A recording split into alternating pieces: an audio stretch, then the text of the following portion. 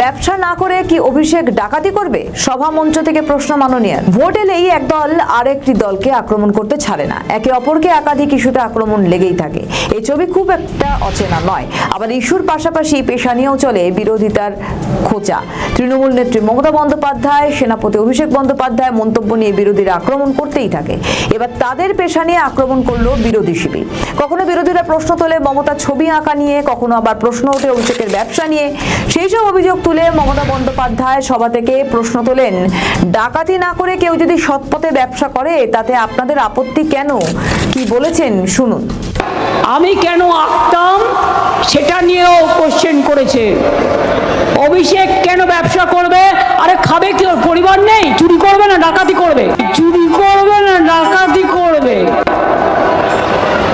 সবভাবে ব্যবসা করবে। আপনার আপত্তির কি আছে? বিজনেসম্যানরা বিজনেস করবে না? সৃজনশীল কাজ বা ছবি আঁকা তার ব্যক্তিগত বিষয় এবং অধিকার। অভিষেকের পক্ষ নিয়ে মমতার যুক্তি, অভিষেক কেন ব্যবসা করে? খাবে কি? ওর পরিবার নেই? চুরি করবে না ডাকাতি করবে? মাননীয়ার এই মন্তব্য রীতিমতো সোশ্যাল মিডিয়ায় ভাইরাল। বিরোধীরা তারাও কটাক্ষ করতে ছাড়ছে না। সভা থেকে মমতা ভোটারদের সতর্ক করে বলেন, কুৎসা অপপ্রচার শুনে ভোট দেবেন না। যারা একদিন সিপিআইএম করতো তারাই আজ বিজেপি করে। মমতার প্রসঙ্গ, লিপস অ্যান্ড বাউন্স সংস্থায় অভিষেকের নাম ওঠে। এই সংস্থার মাধ্যমেই টাকা লেনদেন হয়েছে বলে গুরুতর অভিযোগ রয়েছে। এছাড়াও কোটি কোটি টাকা নয়ছয় করার অভিযোগে এই সংস্থা ইডির স্ক্যানারে তল্লাশিও হয়েছে এই সংস্থার অফিসে।